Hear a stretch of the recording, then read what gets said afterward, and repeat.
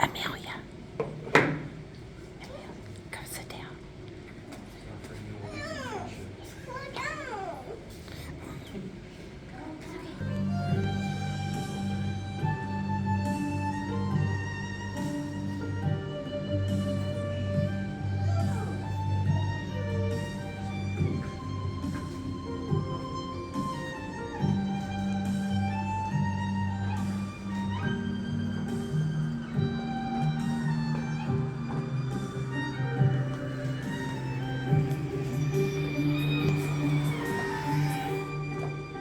We may all rise for our beautiful bride.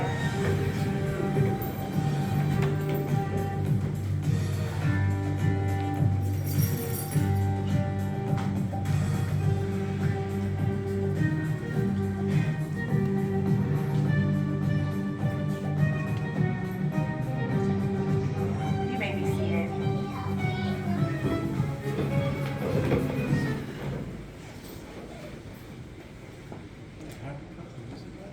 It's a good song. We are gathered here today to witness two hearts, two lives, and two souls become one love. Alex and Rachel, it's with great honor to stand before you two, and it's with great honor to stand with you all, along with your family and your friends and all of your loved ones on this beautiful afternoon on September the 10th, 2022, as we witness two best friends transition into becoming lifelong partners. And with great honor to stand before you two under a legal oath and as an advocate and ambassador of love. And that's just someone who is simply dedicated and passionate about holding marriages accountable to the laws of love. And the laws of love, they are simply set in place to remind you both that love is patient, it's kind, it's not jealous, and it doesn't brag. Love isn't irritable or resentful, nor is it arrogant, rude, or even selfish. Love, it doesn't celebrate in wrongdoings, but what love does, it celebrates in what is done right. That's because love, it protects, it trusts, love hopes. Love, it figures out how to overcome those most difficult and those most trying and challenging times. In other words, the laws of love, it just want you both to always to remember that real love, it never intentionally tries to hurt or to harm true love. And as you continue to reflect on love, it's imperative that I remind you both that your marriage is much more than your signatures that will be on that piece of paper. It's a binding agreement that should not be entered into lightly, but thoughtfully and taken seriously and with deep realization of the responsibilities and the obligations that marriages that they do hold. And as you continue to reflect on love, I want you both to do me a favor. I want you to just go back in time. And I want you to think back. Think back to the time when you first both met. Yeah, that time. I wonder what happened at that time. laid on one another for the very first time. And you begin to spend time with one another, learning about each other's likes and those dislikes and those quirks and those unquirks. And I'm sure you had long conversations, talking on the telephone each and every night. I'm sure you talked about any and everything. There were nights when we slept on the phone. Yeah. And during those times, I'm sure you talked about what made Rachel feel special, what made Alex happy. But there's no doubt in my mind that you both talked about what made you both feel loved. Alex and Rachel, I'm sure it's the love and care that you both share for one another is the reason that we are all here on this day. And at this time, what we're going to do is prepare as you continue to think what brought you here. We're going to prepare for the vows and the promises. The vows and the promises, they're just simple words that we exchange with one another individually. If you agree with the words that I share with you, you just reply simply that I do. And at this time, I'll have you both turn and face one another. As you look into one another's eyes, I'm going to ask you first, Alec, as you look into Rachel's eyes. Alec, do you take Rachel to be a lawfully wedded wife, to have and to hold? I got some more promises today. You're not going to be promised, right? To have and to hold, sickness and in health, loving her and supporting her in all of her great days, and on those difficult days when things get rough, you remain right there by her side, putting all of her needs before everyone else's, as long as you two continue to live. Good. Rachel, I'm going to ask you the same as you look into Alec's eyes. Rachel, do you take Alec to be your lawfully wedded husband, to have and to hold, sickness and in health, loving him and supporting him and cheering him on in all of his great days? But in those difficult days when things get rough and you want to throw down the towel, you remain right there by his side, putting all of his needs before everyone else's, as long as you two continue to live. 100% I do. And now that you both have come into this part of agreement, we'll now prepare to solidify those vows and promises with the hand fasting ceremony.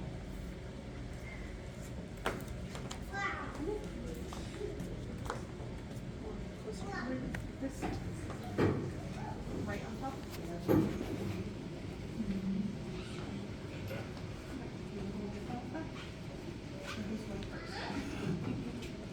And as you prepare, I just tell about the hand fasting ceremony.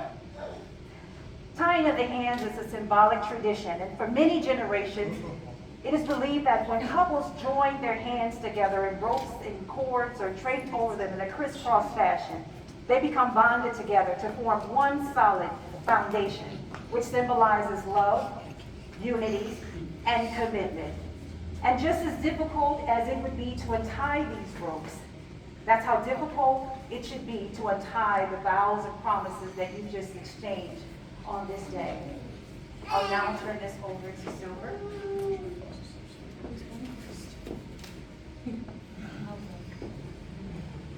My love, I spent so long in the darkness, I'd almost forgotten how beautiful a man life is. For years, my heart ached from enduring the abuse and false love. To be honest, I never wanted to get married again.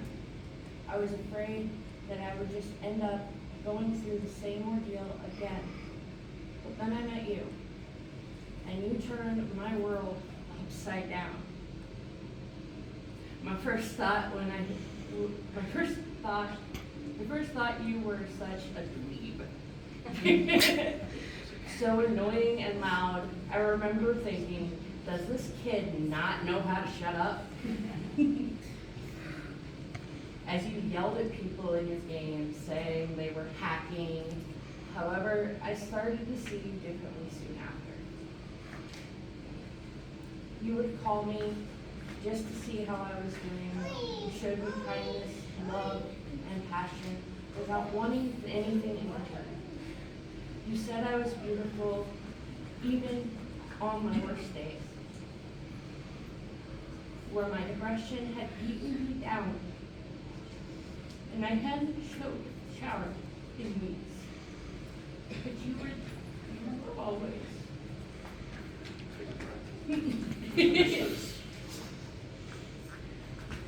Like, you were always so shy.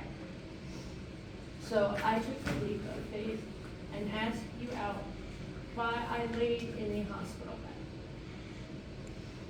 Since that day, we have been through a lot. That dweeby, loud, annoying kid became a man who changed me, who challenges me every day. My partner in crime. Then you did the unexpected, and you asked me to marry you. I thought my heart was going to leap out of my chest. I was terrified, but with what I knew of you, and trusting what I knew, not yet known, I said yes. Then the wait began, and I eagerly anticipated the chance to grow together, getting to know the man who would become, falling in love with you a little more each day. I promise to stand beside you as we walk the rest of our lives together, and I promise to love you, even in death. I will make sure there is always coffee, and there is never a short supply of snuggles. I love you without knowing how, or when, or where from. I love you simply, without problems or pride. I love you in this way because I don't know any other way of loving like this, in which there is no I or you, so intimate that your hands upon my chest is my hand, so intimate then when I fall asleep, your eyes close. Pablo Mierda from 100 Love Songs. Also, you gave me love and affection. Now I'm your problem. Before I met you, I was lost in a hurricane of thought and trauma. 6'5". I couldn't mentally see clearly. You showed me a level of affection and care that nobody else could. No disrespect to any family members or relatives or parents in this room. Just letting you know. When I met you on Discord, a chat application we both, I put these notes. I actually wrote them in because I know some people don't know what Discord is. It's a chat application we use every day. I felt something that I hadn't felt in other romantic relationships. I felt love. You don't use me for sex. You don't use me for money or resources or my emotions or you listen to me and value the input I provide without skipping and ask questions when you don't know instead of assuming everything, a trait I'm actively working on. I've learned a lot of things from a lot of different people, and you showed me different perspectives to view life from, some to steer away from. There have been countless times where you have been able to say, I told you so already. That it'll be white noise by the time we have our first anniversary. There are two kinds of people in a relationship. The one who's boring and the one who's psycho. Orphan. As the saying between us goes, you showed me love and affection. I am your problem. Your problems become mine in marriage and mine yours. If what they say is true about marriage becoming the unison and intertwining of not just the couple, but the families they came from, then may that bond be coded in the unbreakable bond of real, sound love, unmaterialistic. Love for oneself and another is a foundational principle of our humanity, after all. We all need affection. We all need that special someone. As long as you continue to show me the same, which is now a standard between us, amount of love and compassion, I will put an equivalent effort to ensure that this relationship stays and grows. Like Eve herself. As the kind of love we share is eternal. I love you, my psycho.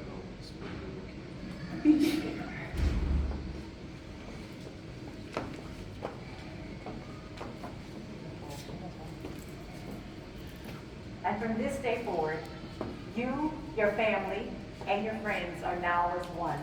And your thoughts, your plans, your joys, your sorrows, and ideas should be shared with one another rather than just your individual selves. May your unions be blessed always and forever.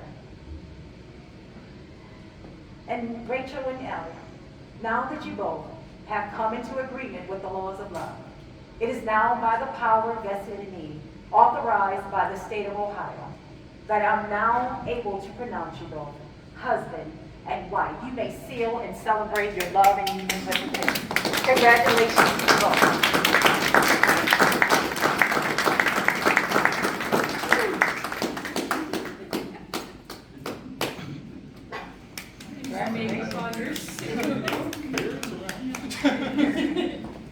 Ladies and gentlemen, family and friends, I introduce to some, I present to others, the new Mr. and Mrs.